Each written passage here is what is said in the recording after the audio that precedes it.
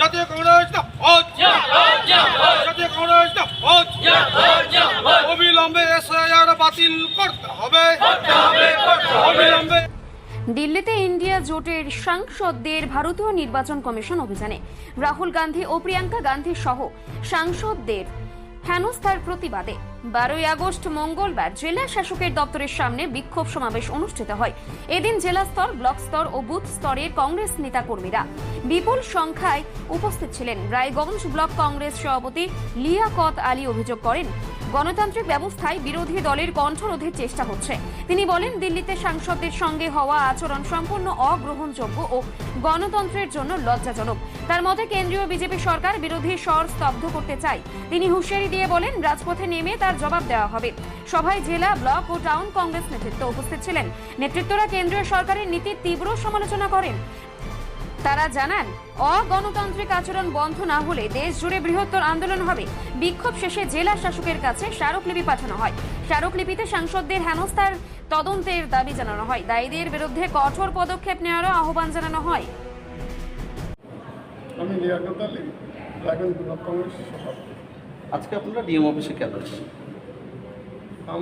আপনারা সবাই জানেন, গতকাল ইন্ডিয়া জোট আমাদের দিল্লিতে ইন্ডিয়া জোটের প্রায় 300 জন এমপি সবাই মিলে একসাথে আপনার ইলেকশন কমিশনের অফিস ঘেরাওয়ের প্রোগ্রাম ছিল। ইলেকশন কমিশনারকে ডেপুটেশন দিতে গিয়েছিল। রাস্তার মধ্যে তাদেরকে আটকে দেয় ব্যারিকেড দিয়ে, এবং তাতে আমাদের মহিলা সাংসদরা আহত হন, সঙ্গে রাহুল গান্ধীও কিছু তারপরে অন্যায় অত্যাচার করা হয় এবং তাদেরকে অ্যারেস্ট করা হয়।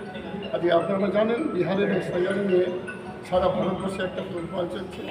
আগামীতে আমাদের পশ্চিম দিনাজপুরে ওয়েস্ট বেঙ্গলেও সেটা চালু হবে বলছে আগামী দিনে। তা আমরা এসআইআরের প্রকৃত বিরোধী নই, কিন্তু এসআইআর যদি প্রকৃতভাবে হয় তাহলেই আমরা তাতে রাজি আছি।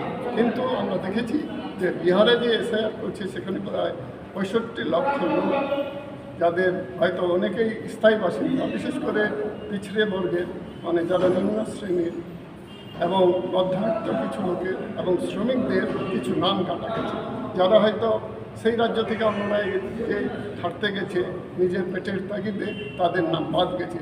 এইভাবে 65 লক্ষের ভোটারের নাম বাদ গেছে। আজকে সেই জিনিসটা হয়তো পশ্চিমবঙ্গে হবে আমাদের আশঙ্কা।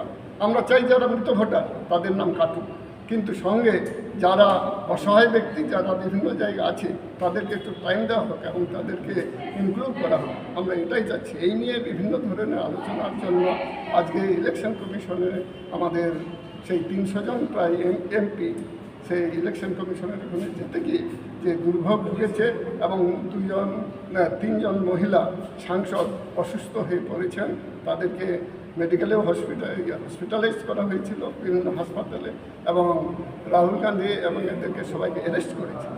আজকে তারই প্রতিবাদে আমরা আমাদের দল রাহুল গান্ধীর নেতৃত্বে সব রাজ্যেই এই আন্দোলনটা হয়েছে। তার প্রতিবাদে আমাদের ওয়েস্ট বেঙ্গলেও আমাদের মহামান্য যে আমাদের সভাপতি আছেন শুভঙ্কর সরকার, গত রাত্রে 10টার সময় আমাদেরকে মেলে বললে যে আপনারাও আপনাদের জেলায় একটা টোকেন ডেপুটেশন দিন। তারই সুবাদে আমরা আজকে এখানে এসেছি ডিএম সাহেবের দপ্তরে।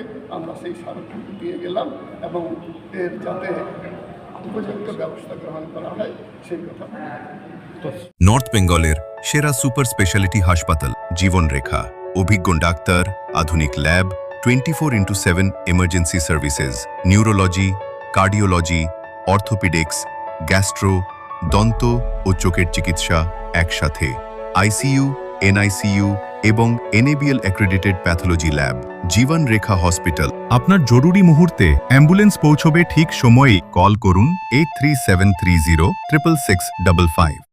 ল্যাপটপ কিনলেই ছাত্রছাত্রীরা পেয়ে যেতে পারেন 1 কোটি টাকা পর্যন্ত স্কলারশিপ। 2 লক্ষ থেকে স্কলারশিপে টাকা পাওয়ার সুযোগ। এটা ছাড়াও 25টি গাড়ি জেতার সুযোগ রয়েছে। আছে 48টি মোটর বাইক জেতার সুযোগও। এছাড়াও থাকছে 450টি ইলেকট্রনিক প্রোডাক্ট, যেমন TV, fridge, washing machine, laptop, microwave oven, mobile phone সহ অসংখ্য উপহার জেতার সুযোগ। এখানে মাত্র 21,000 টাকা থেকে শুরু করে বিভিন্ন দামের ল্যাপটপ পাওয়া যাচ্ছে। এই সুযোগ সীমিত সময়ের জন্য, তাই আর দেরি না করে আজই চলে আসুন রায়গঞ্জের নেতাজি সুভাষ রোডের হাজারিলাল পেট্রোল পাম্প লাগোয়া রিলায়েন্স ডিজিটাল শোরুমে।